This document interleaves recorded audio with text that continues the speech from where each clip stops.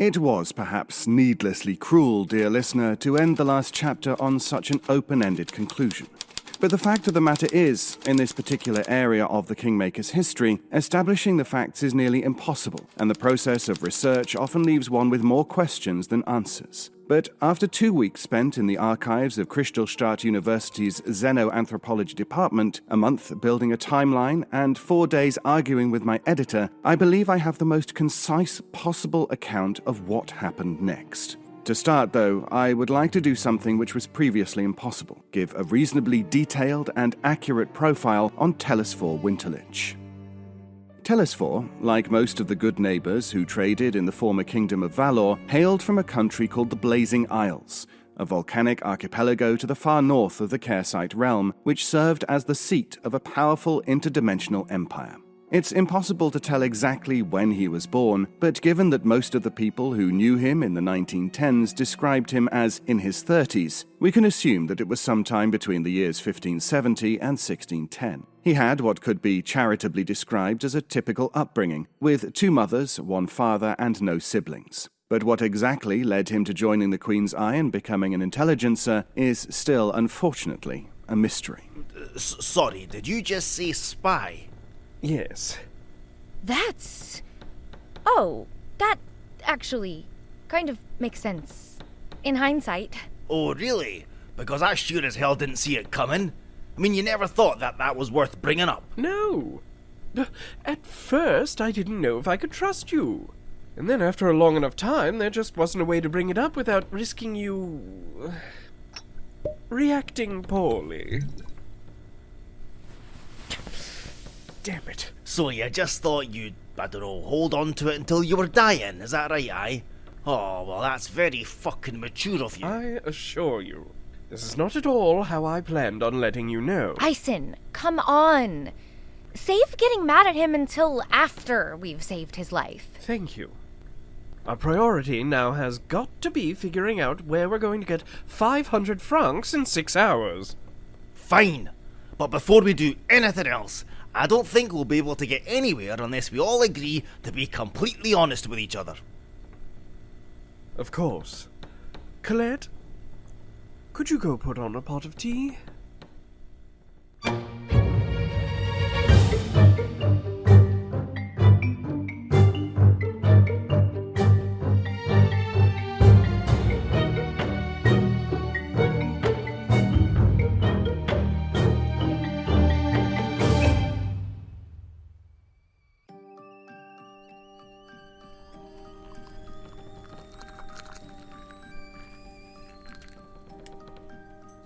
When I joined the Queen's Eye, there had already been a Kersite foothold in Valor for a while.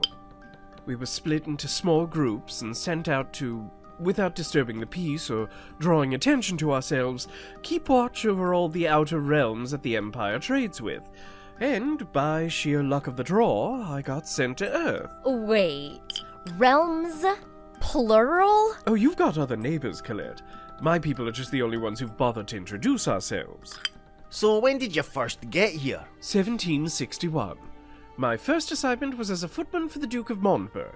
So all that stuff about shipping textiles with the Seed Eaters, that was a lie? Yes and no. What do you mean, yes and no? Are they spies too, or are they not? But Finn was. Now, Katie's and Peregrine weren't. How much do they know about you and Finn, then? Enough.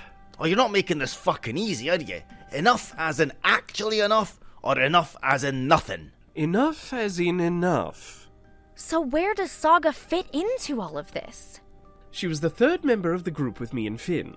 All this time I assumed she'd made it home before the portals closed, but I suppose not. What does a stranded Kersite spy want with Swiss money? To start a new life in South America, apparently. I imagine she wants to be as far from Europe as she can get. She kept calling you Fox. What was all that about?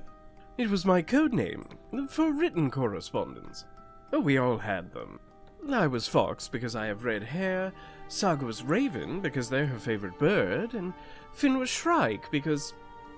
Well, it's a long story, but it's honestly not that interesting. You had to be there.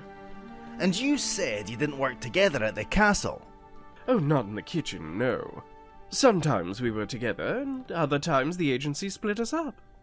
So, you've actually been on Earth for 150 years? Not continuously. I tend to stick around for a bit, then leave, and return when enough people who remember my face have either retired or died. And what exactly was the point of all that? I mean, what was the purpose of all the information you were collecting? I don't know. I never ask questions. Good spies tend not to. So is this part of it? What do you mean? I mean this. You and me, the van, this whole enterprise. Are you still spying now? I mean, has it been going on this whole time? No, of course not. I swear to God you had better not been lying to me. I don't think he is. I mean, he wouldn't.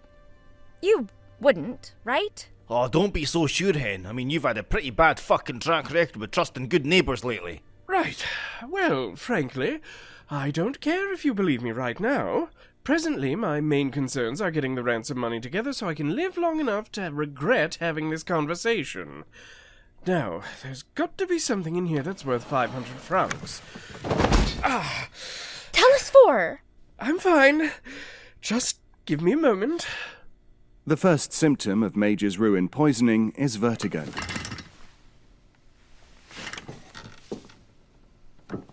Oh, you should probably sit back down. Come on, big man, let's get you onto this sofa. Come on now. I'm really quite serious about not touching any of my blood with your bare skin. And why not?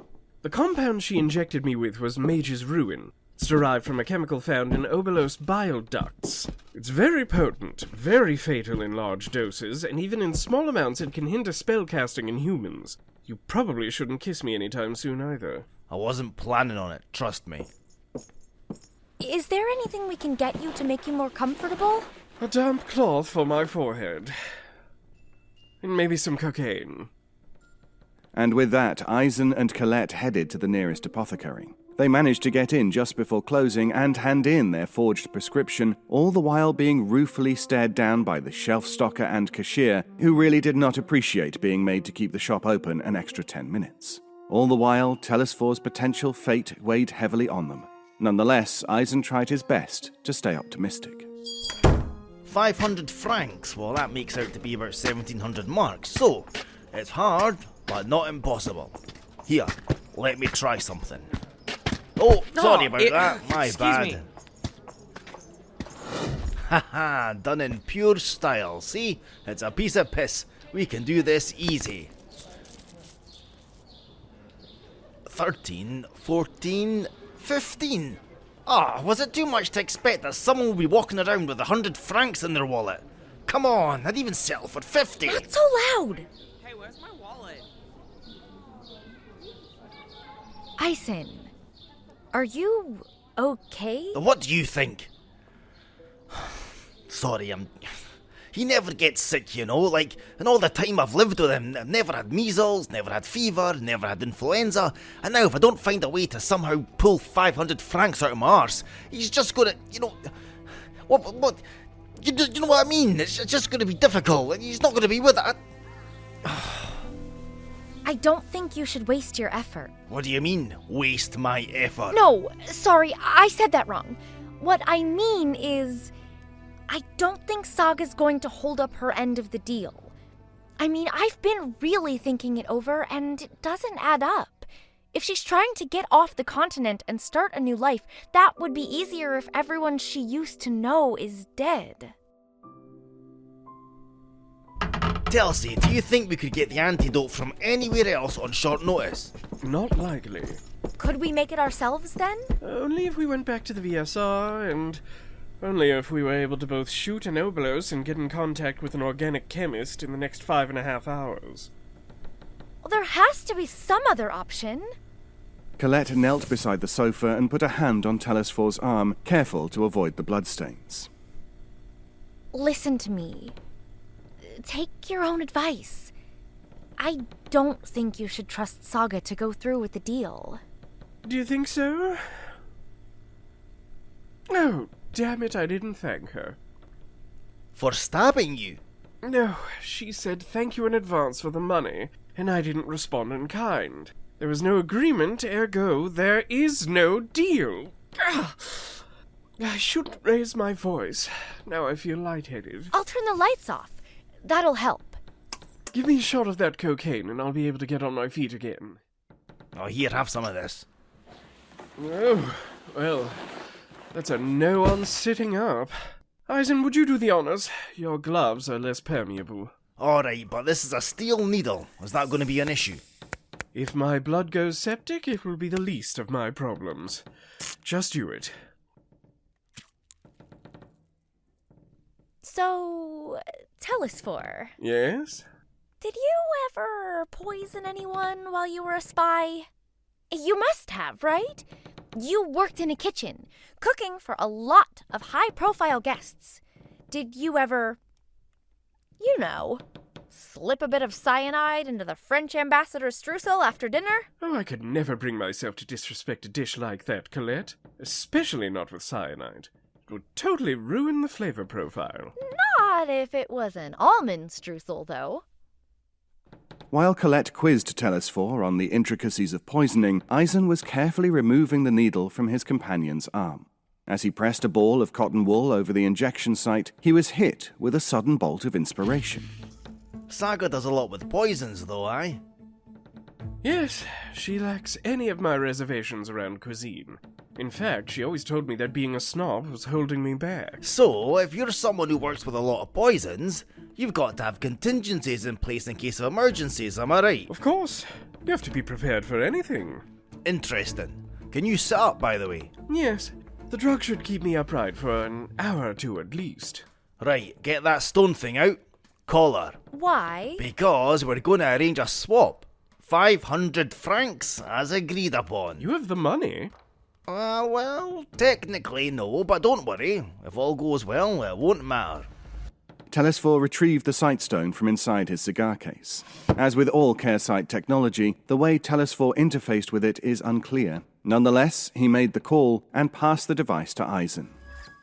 I'm gonna do the talking, right? You two stay quiet. Now, how the fuck do I hold this thing? Oh, shit. Hello again, Fox. He's not in at the minute, but you can call me the Timberwolf. I'm speaking to Eisen, aren't I? Yes. So he told you. I must say, this is a surprising turn of events. Why can't he speak to me himself? Oh, I don't know. Let me take a guess. Maybe it's because you fucking poisoned him, that's why. The poor bastard can barely sit up. That's why Guys and I are going to be doing the swap in his place. Guys is the little crystal hybrid, right? Just give us a location so we can be done here. Alright, to business then. Do you like movies, Eisen? Aye, they're alright. Why? Meet me at the Teatro Varietà at 8 p.m. Buy 2 tickets for the Kingdom of Fairies. Sit close to the back. I'll meet you there.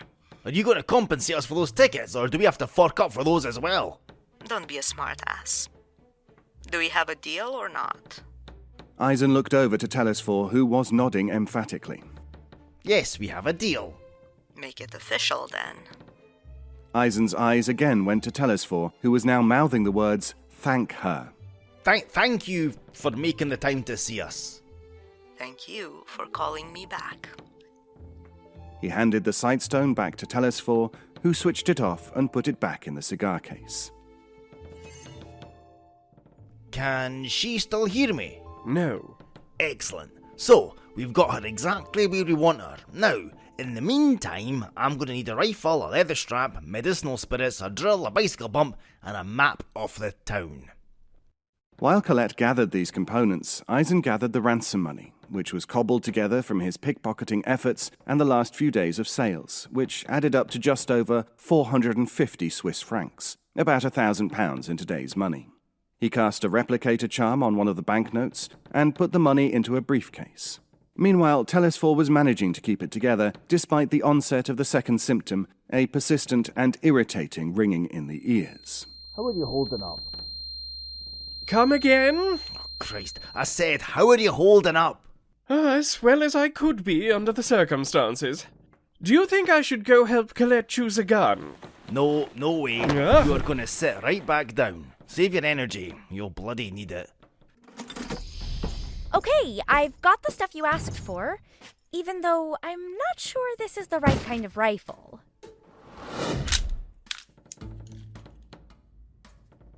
It's alright, hen, I can work this.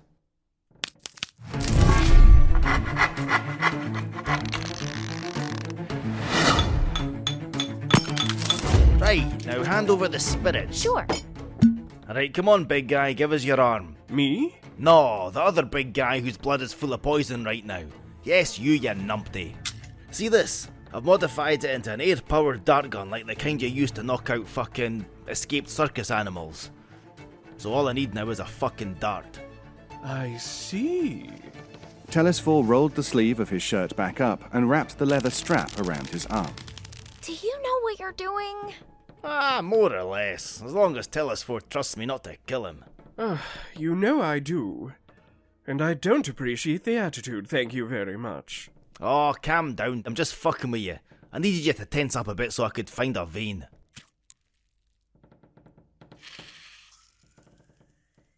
So I've been doing some thinking. I decided I'm not going to hold it against you. I mean, a man should be entitled to a few secrets now and then. I was just upset by the shock of it, more than anything. And I understand why you never told me. I mean, hell, I did some things back in the war that I hope you never find out about too. I hope I never find out about them either. Well, this should be enough. Colette, time check. 7:30. 30 minutes. That's plenty of time. And so they set off to Mendricio's Teatro Varieta. The venue was relatively new at the time, as it was built in 1908. Though its name has been changed many times in the years since, its Art Nouveau facade is largely the same today as it was on the night in 1912 when Eisen, Colette and Telesphore arrived at the ticket booth.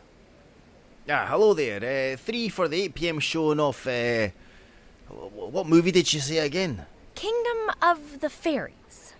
That is the one we're playing at 8. Yes. 30 centimes, please. Here you go. Thank you. Is he gonna be okay? Like, not like contagious or anything, right? What, him? Oh, no, he, it's a funny story, but he just lost a bet and had a drink to drink the dirty water off a mop bucket. I told him not to, he's an idiot. Oh, well, what can I say? He'll be fine. Well, luckily it's not a crowded screening. Well, enjoy your night. Oh, I don't look that bad, do I? No, not at all. Well, you're a little paler and sweatier than normal, but you mostly look fine. A little? Oh, didn't he try and spare his feelings, Colette? He's turned the same colour as you. I only say it because I love you. Thank you so much. The vertigo's coming back with a vengeance. Oh, stay strong, big guy, stay strong. You just need to make it upstairs to the projection booth. Come on now. Help me get in line of sight of the stairs. Colette, help us out. Okay, all right. Give me your arm. I'm really hoping we're wrong and Saga has the antidote. She hands it over for the money with very little fuss. But I know we aren't that lucky. Well, au revoir.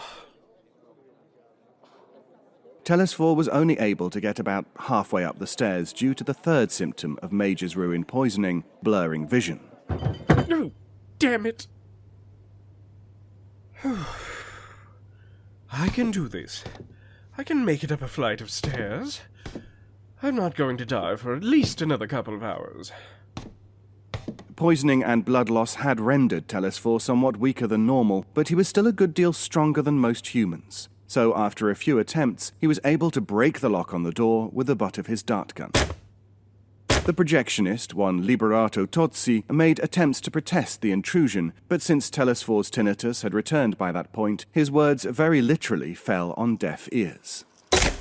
Hey, you can't be in here, right? Good evening.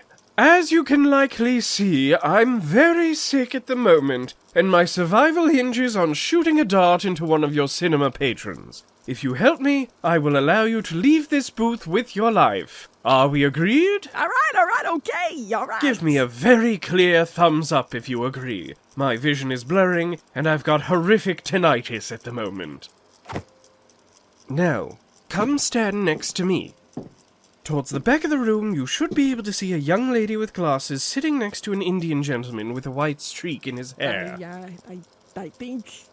Yeah, I can see him, yeah. When you see a blonde woman in a dark suit sit down near them, tap me firmly on the shoulder. Okay. Is Telesphore in position? Hopefully. But don't look up, you'll look suspicious.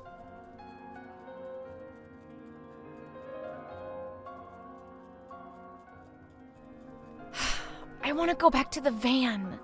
Oh, would you give it a minute? You should stay. You haven't even gotten to the part with the whale yet. Took you bloody long enough. Before we continue, stand up. I'm going to check both of you for weapons.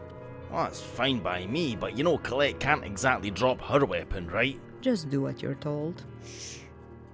It's fine. Just get it over with.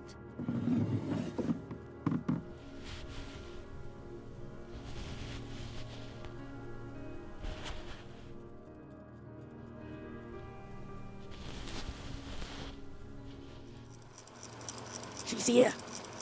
She's here. The target's here. I mean... Where should I be aiming? Move my head. There. Excellent. All right, Telesphore. Follow the scent.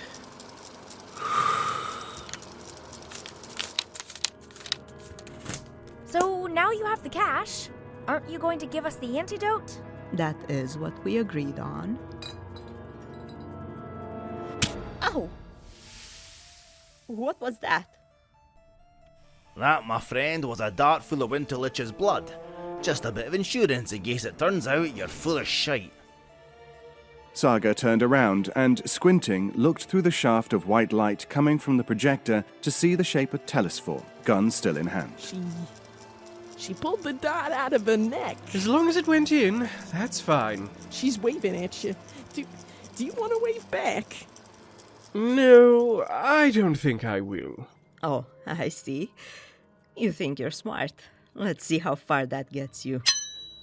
Oh, didn't be too hasty with that knife, sweetheart. See, if you do anything to me, it might make Colette here a wee bit angry, and she's already quite pissed off. The poor wee thing's been up since 5.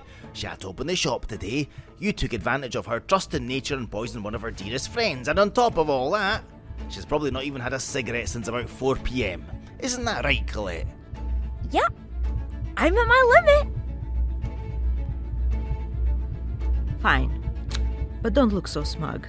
You don't have the high ground you seem to think you do. Enjoy the film.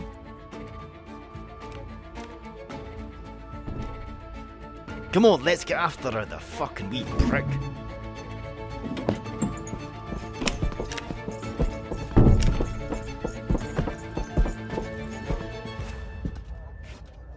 And of course, she's already bloody gone. Here, take a look at the map. Cheers. Oh, Telsey, come on, we need to get to the van. Certainly. What was your name again? Liberato. Liberato. Thank you, you've been a great help. Either my associates or I will come back and pay for the door repairs tomorrow. Ciao, darling. Smell this for me.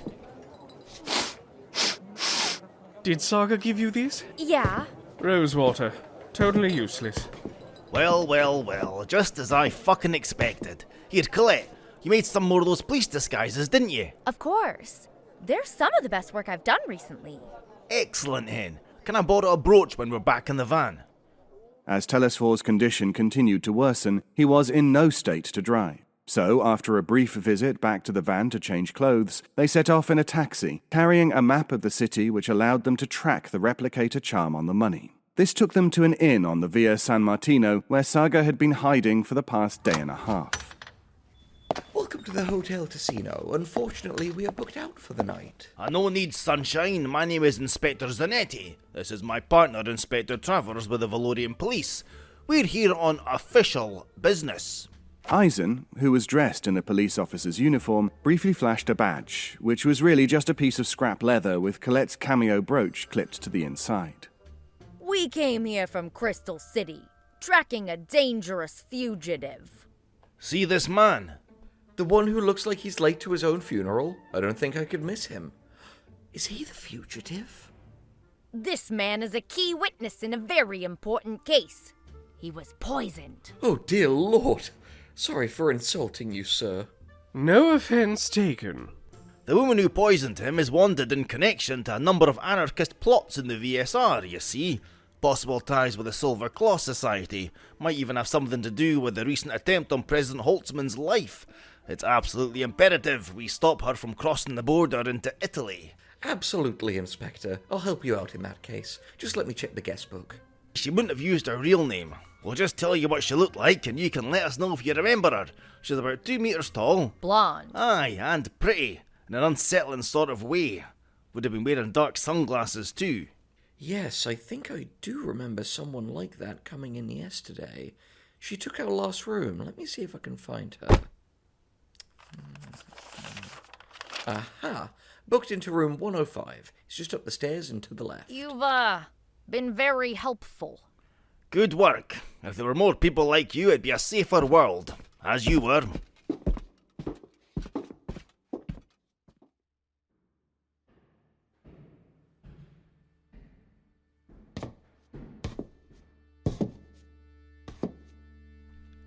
Now what's wrong? My fingers have gone numb. You're gonna be okay. He's gonna be okay, right, Colette? He's gonna be okay. The final symptom of Major's ruin, numbing of the extremities. It starts at the tips of the digits, then it's the hands and the feet, then the legs, then it gets to your torso, and eventually your lungs give out and your heart stops. Oh, it hasn't been 6 hours yet. Just take a deep breath. But what if she doesn't have it on her? What if it's at some other location? What if she already left? It's alright, big man. It's only 10:30. We've got time. Here, look at me. Telsi, look at me. You're going to be fine. Do you hear me? I don't feel fine, Eisen. I really don't feel fine. Do you need us to take a break? I just want it to be over with. Sit down for a second. In the absence of any chairs in the hotel's hallway, Telesphore sat down on the floor. Colette sat next to him, and the two spent a moment in silence as Telesphore composed himself. Eventually, Eisen took a seat too, and put a reassuring hand on Telesphore's shoulder. I need to tell you something before we go. What's that? The reason Saga is so keen to leave Europe. She said someone's trying to open the portals again. The results could be disastrous, and the government is extremely worried. That's what Ariadne's been doing in England. And that's why she's cozying up with Crowley. He's a conjurer. I just thought I'd bring it up in case... Don't!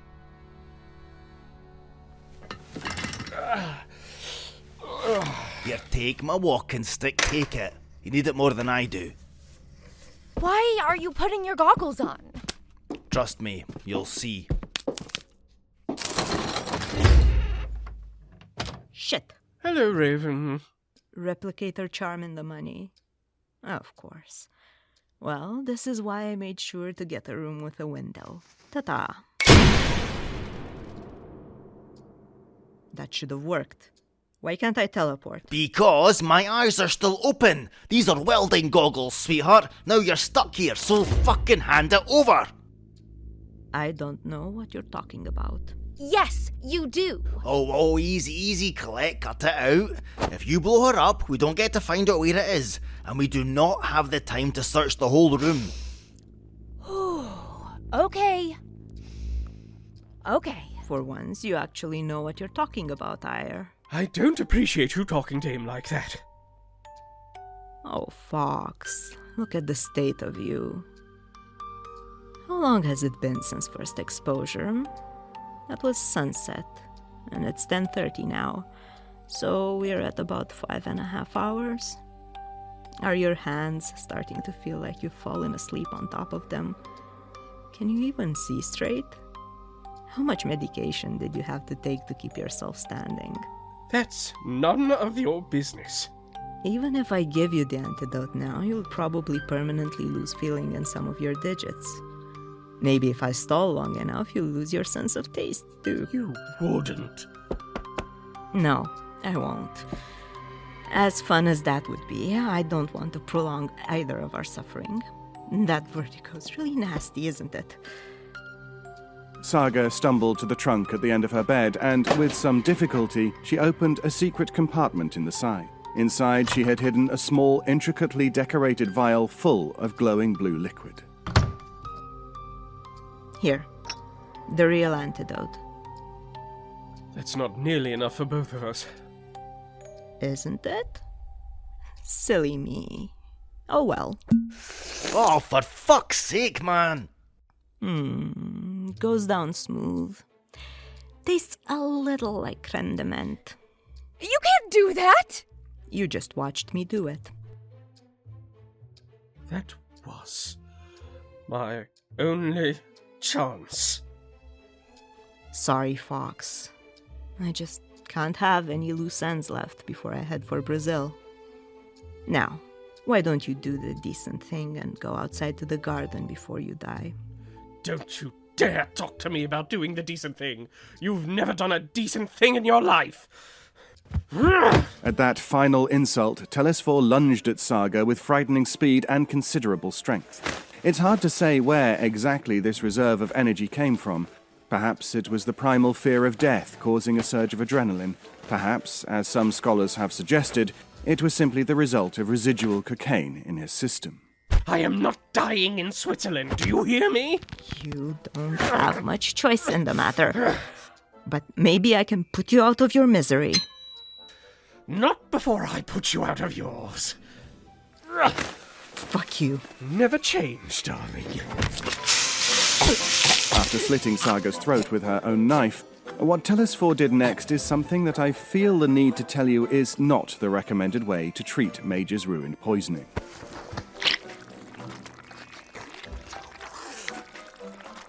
Holy shit!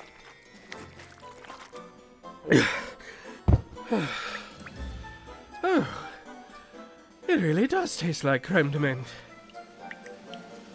Do I have blood on my face? Yeah, you do. No? No, you'll need to go to the basin. It's everywhere. Well, that's one way to get the antidote, I guess. Is it even going to work? We'll see when the clock strikes 11, I suppose. Here's our money back. Oh, thanks. Well, let's get Saga's body outside, shall we? Allons-y. Evening again, inspectors. Is that the, She was, resisting arrest. Like most humans, Colette had never seen an intact, unexploded, good neighbor corpse before. This is because very few neighbors have died while in our world. They do not keep headstones, or have funeral pyres, or anything we on Earth might recognize as a memorial. This does not mean, as was once thought, that they don't mourn their dead. It's simply as a result of the way that their bodies decompose. The process happens quite fast, and is, to many, strangely beautiful.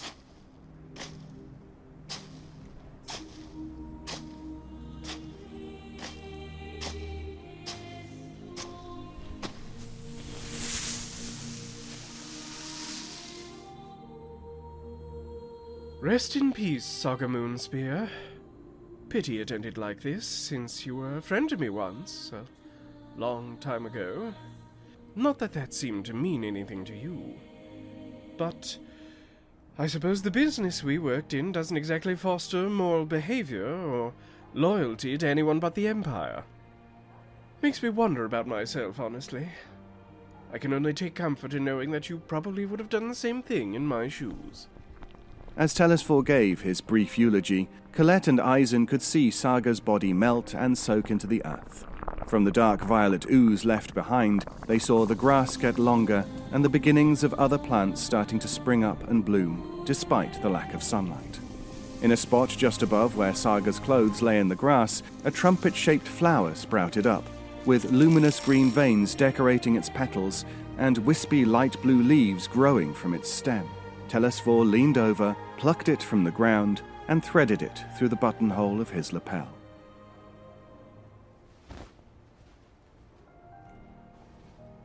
It's customary, where I come from, to wear blood lilies like this as a sign of mourning. Should we take flowers as well? I wouldn't expect you to. You didn't know her.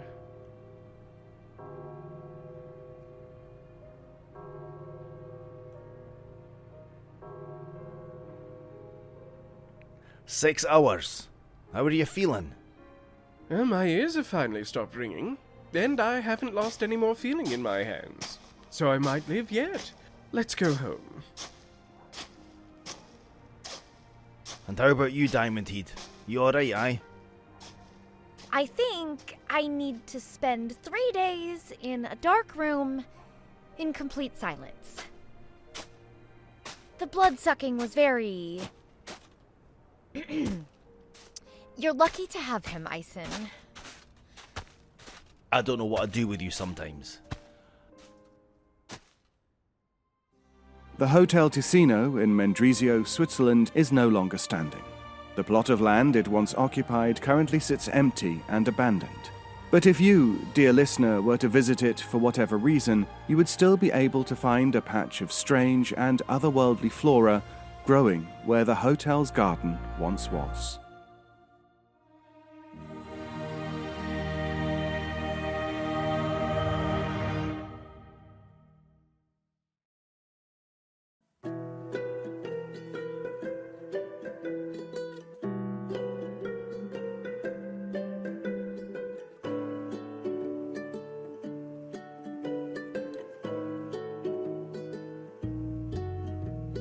The Kingmaker Histories is a production of We Are Not Alive. This episode was written and audio engineered by Molloy Tuten, with Foley design by Jam Wright, and executive production by Henry Galley and Ashley Craft. Our theme was written and performed by Professor Shy Guy. A full list of other music used can be found in the show notes, as can our social media links. This episode featured, in order of appearance, David Ault as the historian, Taqi Nazeer as Eisen, Josh Rubino as Telesphore, Blythe Renay as Colette, Ioana Adascalitei as Saga, and Zuwie Lefou as Liberato, with additional voices by Henry Galley, Zuwie Lefou, and Molloy Tuten. If you'd like to support the show, go to patreon.com/KingmakerCast. Thanks for listening, and we'll see you when we return for Season 4.